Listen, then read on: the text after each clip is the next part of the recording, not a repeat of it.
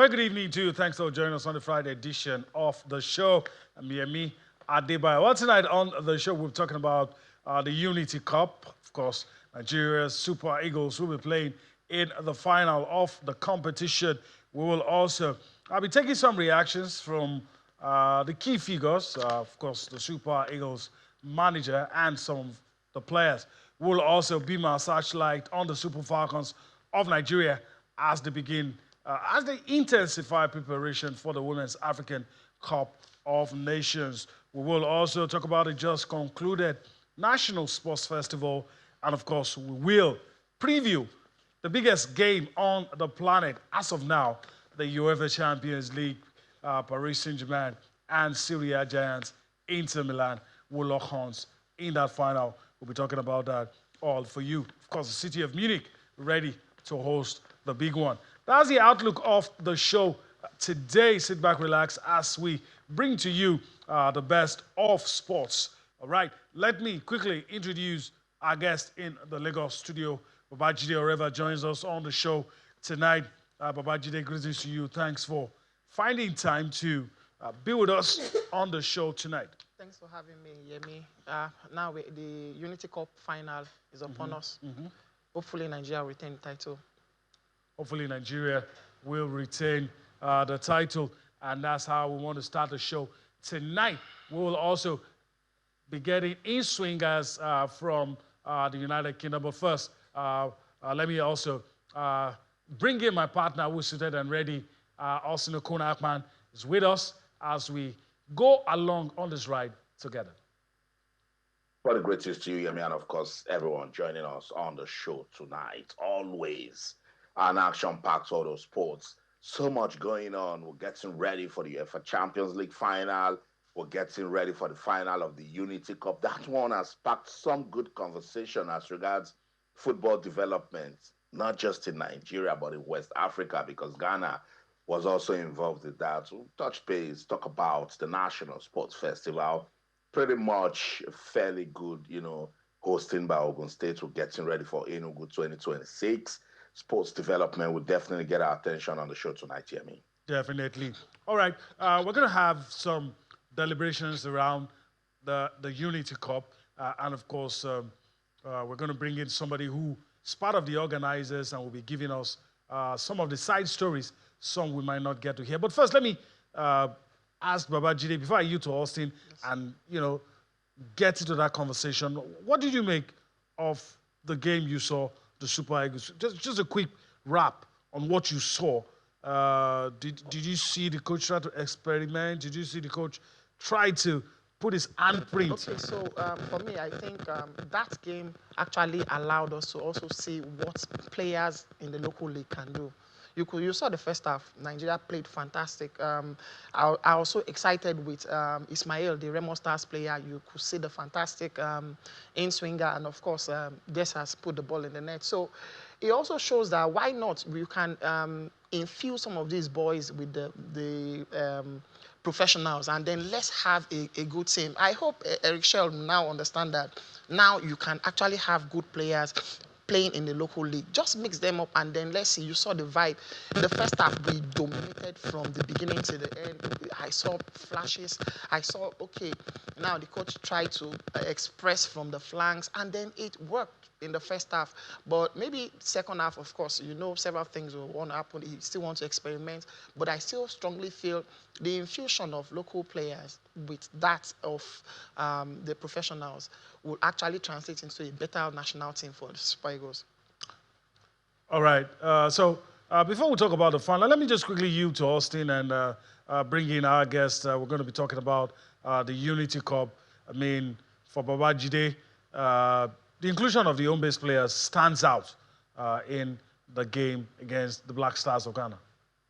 Yeah, we've talked about it time and time again, and I promote these players. I said that, look, you need to give a man a chance for him to take it. If he doesn't take it, then we can start talking. A lot of persons have questioned Papa Daniel Mustafa's inclusion in the team. But I think it provided some good solidity with Franco Yeka and Wilfred Ndidi. And then Sadiq, all day, every day, I talk about him and what he's made of, and I'm glad he's showing it. Hopefully we'll get to see more home-based players, in the mix. I'm hoping it gets to give Adamu Abubakar a chance. There's also Collins from Rangers, who is also a good player. There's Xavier Isaac, who is also pretty decent. Sikiru Alimi didn't do badly also in that game against Ghana. It was fantastic with the link-up play. His touches were very deft, and he was getting into the positions to take out his markers easily. So it's a good one, and it's a clear testament that there are talents in the league. We must do more to develop it. Let's get the Unity Cup conversation going. Let me bring in Bada Akintunde Johnson. He's part of the organizers of the Invitational Tournament. Bada, good to have you join us on Sports Tonight. Austin, it's such a pleasure to speak to you. It was great to see you at the stadium the other day. I know. It was good. That's Bada, I caught up again the other day. Let's get into the tournament proper. Has it lived up to expectations? Oh, it's far exceeded expectations. The curtain raiser, for instance, Trinidad against Jamaica. It was like watching a cup game. Jamaica taking an early 2-goal lead. We thought it was done and dusted. And then second half, the Trinidadians stomped back. Yeah, and equalized. And we thought, this is going into penalties. And then before you knew what was happening, the goalkeeper had a moment to forget, tripped up the Jamaican striker, and the game was won literally with the last kick of the game. Look at the atmosphere. Just look at how electric it was. That's right. Look at how joyous they were. Look at how they were cheering every dribble, every tackle. Look at just the general mood and the energy of the competition. It's just so beautiful to see. The second game, Nigeria-Ghana as well, a game of two halves. Nigeria bossed the first half. It was Ghana that had the better of the second half. And even with the players, the energy, the mood, everyone is relaxed and just enjoying themselves and serving the best football, which is surprising considering the timing of the competition. Right after the conclusion of the European season, you'd have thought players will be showing a lot of jet lag and a lot of tiredness in the legs. Of course, now we know that the Nigerian league also has a similar calendar with the European League. So even back home, the league just concluded. So you would have thought all the players would probably have an excuse not to bring their A game, but that's not what we've seen. We've seen high tempo games. We've seen great advertisement for both African and Caribbean football. And the third place game between Trinidad and Ghana and the finals between Nigeria and Jamaica even promised greater excitement. And I'm looking forward to every bit of it. I'm also looking forward to it. With Ghana, Nigeria, we said it was the Jollof War, it was this, it was that. With the Jamaicans and Nigeria, now I'm hearing it's Afrobeat versus reggae music and all of that. And it's Suya versus Jack Chicken. And now I'm hearing all sorts right here. But beyond football, how can these countries, strike some level of strategic partnership to get something good going? Fundamentally, the reason the energy is so high is because these are some of the most dominant communities in London, UK generally. Nigerians historically, of course, we have that history as a Commonwealth nation. The Jamaicans similarly, and the Trinidad community, the Ghanaian community. So you have these persons who, share similar ancestry, but in foreign, they live in foreign land, coming together to have an explosive celebration of their culture. Beyond just the sporting culture is the entertainment culture. It's the music, it's reggae, it's dancehall, it's Afrobeats, it's hip life. It's all of these cultures interacting with one another in a very, very nice organic way. It's people just having fun. A case in point, the video that has been trending where the DJ on the wheels of steel, as they say, a Ghanaian DJ called DJ Fifi. As soon as his country lost to Nigeria, started playing Laho by Charlie Poppy, and he was vibing. His country just got beat on the football pitch, but he was vibing. It was rocking. It was such a wholesome moment to be. So I think that at the end of the day, sport is supposed to foster unity. Right. It's supposed to foster harmony, and all of us understanding that at the end of the day, we're all brothers, we're all the same, And I think the competition, aptly named Unity Cup, does all of that quite nicely. And we wish that that same spirit that we've seen so far is displayed across all competitions, whether they're Unity Cup or the FIFA World Cup or the Chan competition in Awesome. Yemi. All right. I mean, let's just stay with the Lagos studio for a while. I'll get to Bada in a bit. Babajid, I'll go across in a minute just to let our viewers see what Bada was talking about, third place and final. For you, Yeah.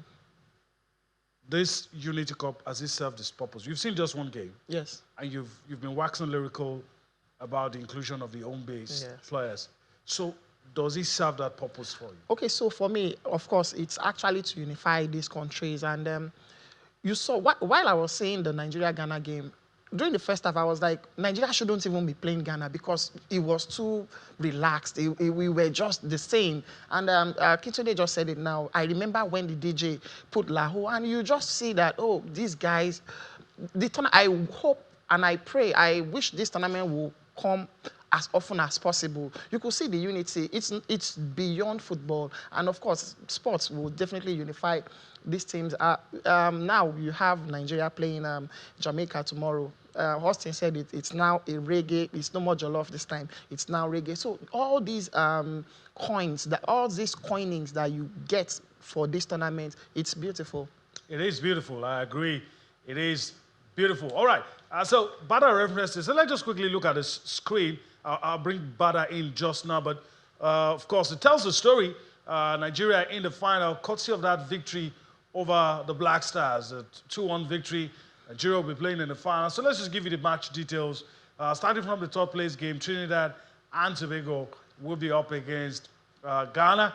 Then the final to be played at the GTEC Community Stadium, 5 p.m. tomorrow, Saturday, May the 31st, is the final game between Jamaica and Nigeria. So we'll see what happens with that one. But let me just throw this in. From a footballing perspective, I know you're part of the organizers and all that. From a footballing perspective, what are the gains in this friendly? I mean, maybe aside that we've been able to see the local boys play and settle that issue of whether they're good or not. But what are some of the other things that you've seen that are gains for playing this Unity Cup? So before the competition, I knew that the team list was not going to feature a lot of the top players like Osimhen and Ademola Lookman, obviously Alex Iwobi, Calvin Bassey, all of those kind of guys. But I was happy because I was saying to a colleague, the last time Nigeria had an opportunity to play a changed team in a tournament was 2013, if I'm not mistaken. On the eve of that AFCON, Nigeria made a shift under the leadership of the late Stephen Keshi of blessed memory, from the established players to a bunch of relative unknowns. I remember the first time I saw Omeru and Obuabuna in the heart of defense, I panicked. I'm like, who are these guys? How are they going to hold up against the Drogbas and co? But guess what? Those guys with Sunday Mba and a lot of players that Nigerians are familiar with went all the way. Maybe in that team, Mikel Obi was probably the only player who at the time was a super established international. The rest of them were beat part players before and players that were unknown prior, local league players. Obuabuna was playing here. I think Umeru was playing for Chelsea's feeder team, hadn't even kicked the ball for the first team. And what happened was the Onazis and co came to the fore out of that competition, went all the way, we won it. And so Unity Cup has given us a big gain in terms of being able to assess other players under a scenario that doesn't have a lot of pressure, allows them to express themselves. I've always loved Cyril Dessas, for instance. Look at how he took that goal. Clinical striker. I wish that Victor Boniface, who for most people the jury is still out on, played in this competition, because it would have given him that opportunity. Sometimes when players struggle, it's because they haven't had the opportunity to bed in properly under circumstances like this, where every touch is not mega scrutinized. So I think that we've looked at certain players and we've looked at them. Frank Onyeka has come back, haven't missed out recently, and shown how dominant he can be in that midfield, and reminded us just how the value he has to the team. And Didi was his calm, composed self in the center of midfield. And I thought generally, we saw a breath of fresh air. A few players who can only go on from this and take confidence and get better and better and better. And the more options you have across positions in the team, the better for the national team, especially a new manager who is under pressure, it must be said. Won his first game away at Rwanda. Unfortunately, drew the other one against Zimbabwe, throwing away 2 points with the last kick of the game. And now we are in a scenario where we have to pretty much win all our games before we can guarantee qualifying for the World Cup. So the more weapons he has at his disposal, the better for him. So I think this competition will give him a better sense of who he can work with going forward. Yeah, so that when he picks 5, 6 from this competition or thereabouts and blends them together with the guys who are like the mainstay of the lineers of this world who we know will play, if they are fit. Your Siemens who will play if they are fit. By the time you put 5, 6 players from this competition with those ones, then you have a much better team. And the same goes for Jamaica, Trinidad, and Ghana. Okay, thank you so much, Akintunde Johnson, for your time on the show. I'll see you tomorrow at the GTech Community Stadium. Looking forward to seeing you, my brother, of Nigeria. Awesome. Fantastic. So that's it. Bada Akintunde Johnson did a great job as part of the organizers and also a fantastic analyst. Before we talk about Nigeria, Jamaica in the final, there was Nigeria, Ghana in the first game, and it really got all of us talking. Eric Shell has been speaking, and also Coach Otto Addo. Let's listen to them. In the second half, Ghana put some pressure on us. We were tired, I think. It was difficult for us, but the reality, I asked to my player to be a killer, and they made that. So it was difficult, but I think it's a good victory. We deserve this victory. Could you please look and talk to me? What is the major lesson you got out of this victory? The major lesson, we need to work and we need to improve. We need to continue to work in this with this game project and with this identity, because did you see that we want to get the ball back high on the pitch? Did you see the intensity that my player made in this game, in this first half? So now I'm so proud of you, but we need to improve, because the reality, we need to put this intensity in 2 halves. Were you wishing your team played the way they did in the second half and the first half? Absolutely. We changed some things. I think Nigeria did well in the first half. We were not that aggressive, but yeah, we have to learn from this. We have a very, very young squad today, and so yeah. So. What could have been done differently? A lot more aggressive. Nigerians were very aggressive, and also a little bit lucky, because especially the first goal was, I think we slipped away, so yeah, it shouldn't happen. But they were better the first half, and like I said, with the same spirit which we had in the second half, we could have done more, and yeah.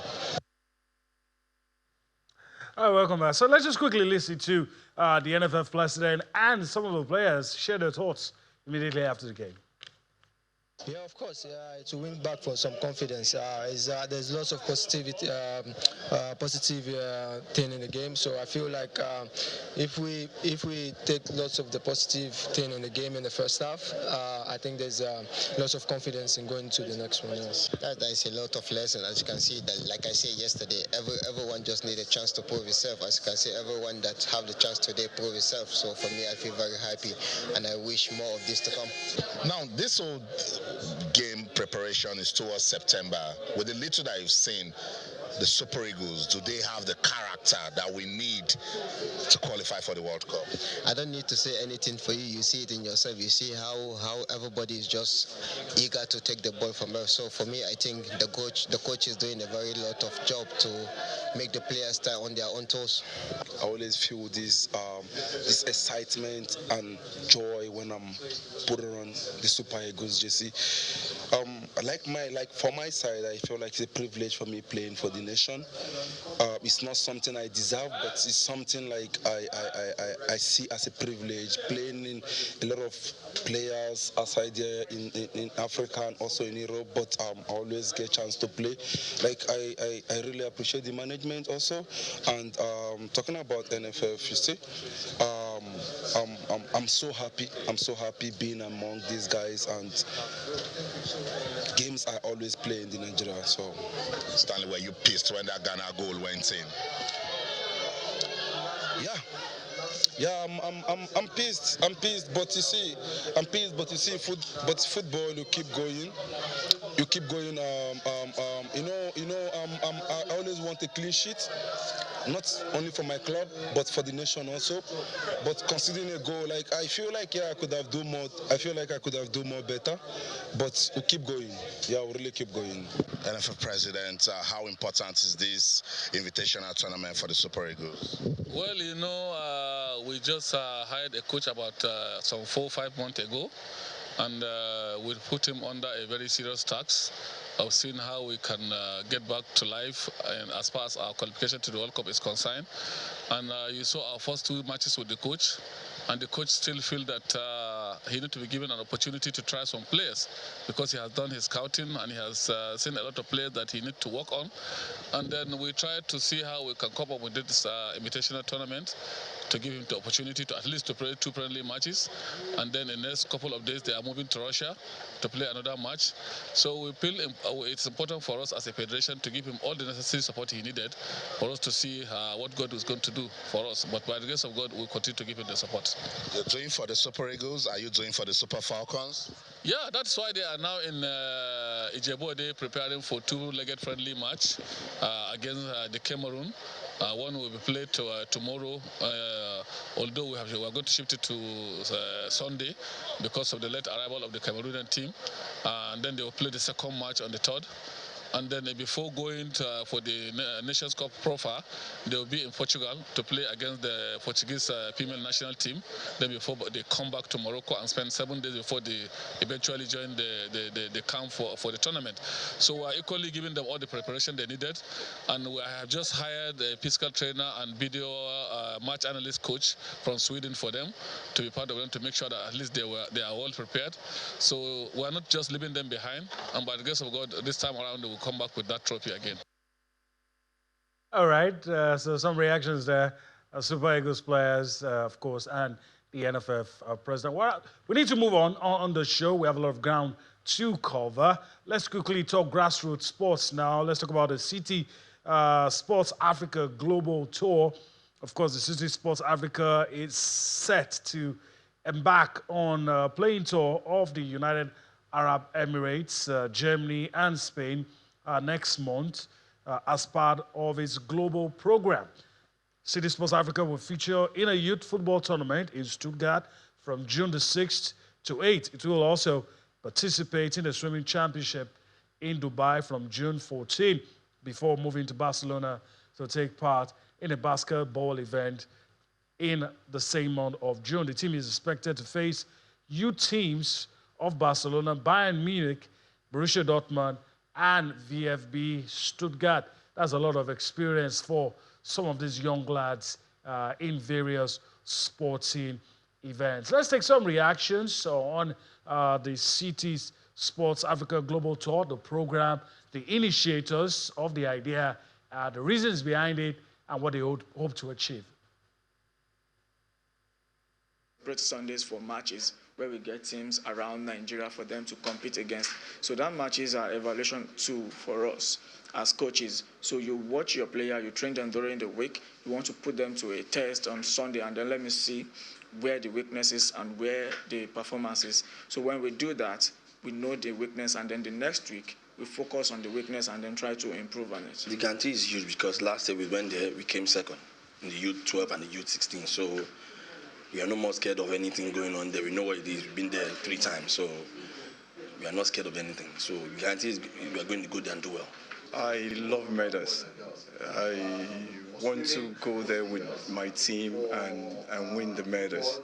I want to go there with my team to be proud of GSP, first of all, and to be proud of our nation. That has been my dream, to go out there to fly the flag for this country. The end goal is to connect African potential to global exposure. You know, Africa has talent. Everybody knows that. What they lack is access, right? So we want to open that access, create that access so that our talent goes out there and shows the world who we are, basically.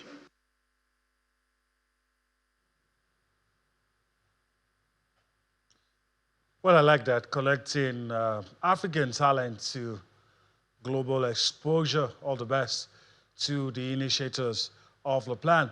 Let's talk about the Flying Eagles of Nigeria. Of course, it's no longer news, they have qualified for the FIFA Under-20 World Cup. The draws have been made, and there's been mixed reactions as to what kind of group the Flying Eagles have found themselves. I'm going to go across in a bit, but first, let's ask Babajide what he thinks about the group that the Flying Eagles find themselves. Would you call it a group of death? Would you call it a tough group? Would you call it an easy group? Okay, so for me, it's not tough, maybe in the middle, but I expect the Flying Eagles to actually go through. You saw them at the Under-20 AFCON, and I hope Coach Zuberi will now go back to the drawing board, see the mistakes they made in the AFCON Under-20, and then try to make those corrections ahead of the Under-20 World Cup. Okay. This is the biggest stage for the boys, and I hope they can go well, maybe possibly go all the way in the tournament. All right, I hope so too. All right, let's just quickly let our viewers in on what has transpired and the groups. So we just quickly reel that out before we'll go on a break. So just turn to the screen. The group phase, the draw. In Group A, you have Chile, Egypt, Japan, and New Zealand. In Group B, Korea Republic, Panama, Paraguay, and Ukraine. Group C, you have Brazil, Mexico, Morocco, and Spain. This will qualify as a tough group in my books. In Group D, you have Argentina, Australia, Cuba, and Italy. That's in Group D. In Group E, you have France, New Caledonia, South Africa, and the United States of America. Then in Group F, you have Colombia, Nigeria, Norway, and Saudi Arabia. We'll talk more on this when we return from a break. Just to let our viewers know, we're going to go on a break right about now. But of course, on the DSTV platform, our viewers will be onto a documentary at 9:30. Our viewers will be onto a documentary on President Ahmed Bola Tinubu's 2 years in office. On all our other platforms, you will still be on to Sports Tonight, where we'll be taking you across the money-spinning world of sports and telling you everything that is happening right about now. We need to take that quick time out, and we'll be back for more.